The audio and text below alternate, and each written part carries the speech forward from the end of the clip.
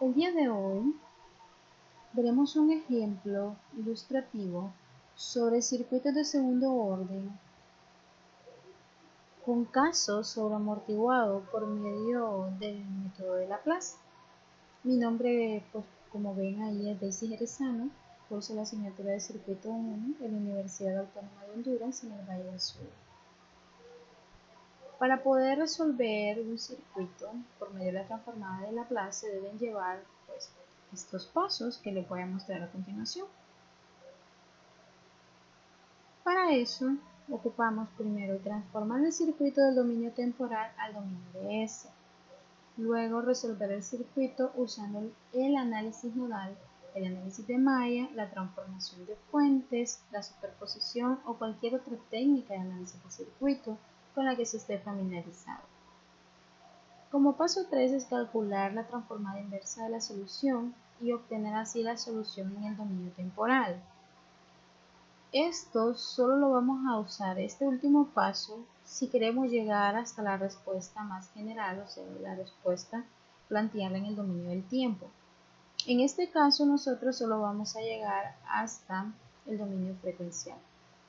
El ejemplo ilustrativo, como enunciado, nos dice: encuentre el valor de la tensión a través del capacitor suponiendo que el valor de Vs de t es igual a 10 U de t voltios y suponga que en t igual a 0 una corriente de menos 1 amperio fluye a través del inductor y hay una tensión de 5 voltios a través del capacitor.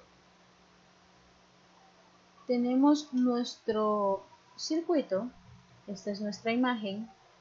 Vemos que nuestra fuente de voltaje se comporta de una manera de escalón, o sea que esto nos quiere decir que para antes de 0 nuestro voltaje va a ser 0 y para después de 0 nuestro voltaje va a ser de 10 voltios. Este es el que nos va a representar el cambio en nuestro circuito. Una consideración que se debe tener es que por medio de Laplace puedo dar solución a un circuito de cualquier orden.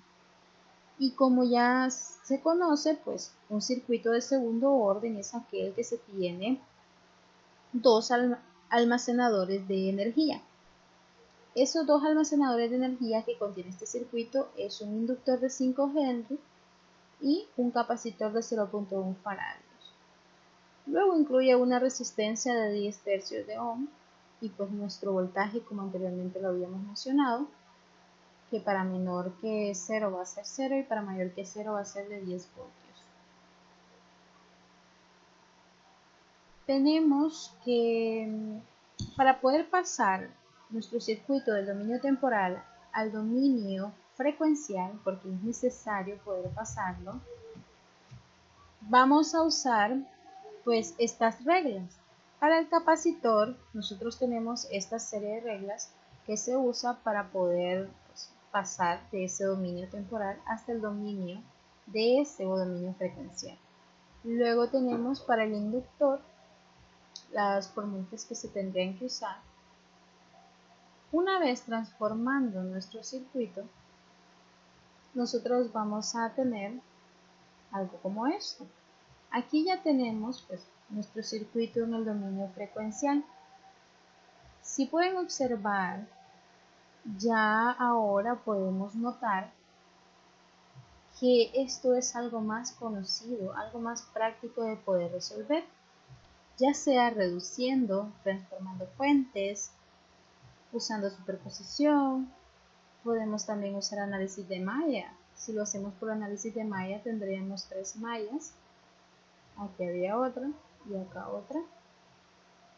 Pero en este caso lo vamos a resolver por análisis nodal.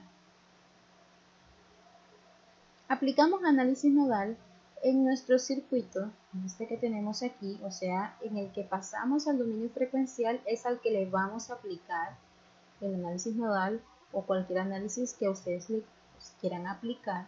Tiene que ser específicamente al circuito en el dominio frecuencial. Le aplicamos aquí nuestro análisis nodal. Yo nombré mi nodo como guía Aquí tenemos este nodo que ya conocemos y este también. Luego vamos a encontrar nuestros voltajes.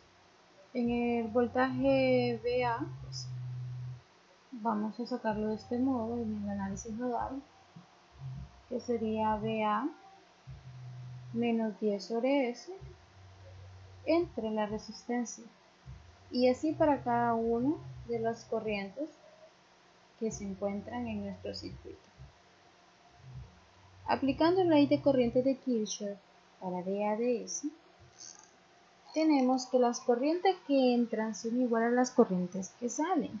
Habíamos dicho que la corriente que estaba entrando solo era la corriente I3, que es de 1 sobre S, y esa es la única que entra. Luego las demás salen. Aplicamos, pues vamos reduciendo hasta poder llegar a una resolución en donde obtenemos la ecuación característica por medio de la frecuencia.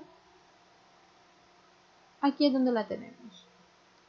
Y esta ecuación de abajo, que normalmente siempre va a ser la ecuación del denominador, que nos va a dar la ecuación característica para poder encontrar las frecuencias o raíces S1 y S2.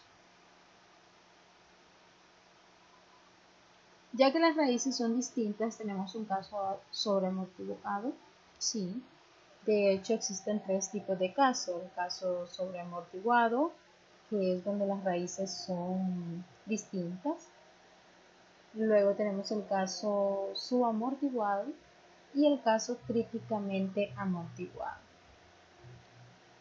Nosotros estamos haciendo referencia a que nuestro circuito fue un caso sobreamortiguado porque, si pueden ver, nuestras raíces son distintas. Aplicamos la ecuación que debe de tener un circuito sobreamortiguado. Sustituimos las frecuencias naturales en cada una de las exponenciales y luego necesitamos obtener a sub 1 y a sub 2. Esta va a ser mi respuesta del circuito en el dominio frecuencial.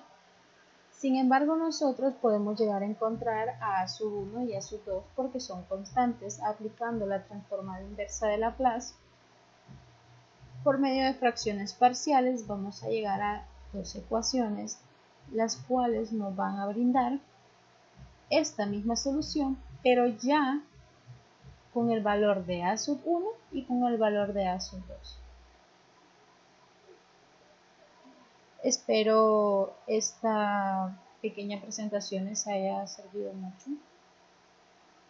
Todo lo que se sacó es base al libro de fundamentos de circuitos eléctricos, que pueden encontrarlo en PDF. Gracias.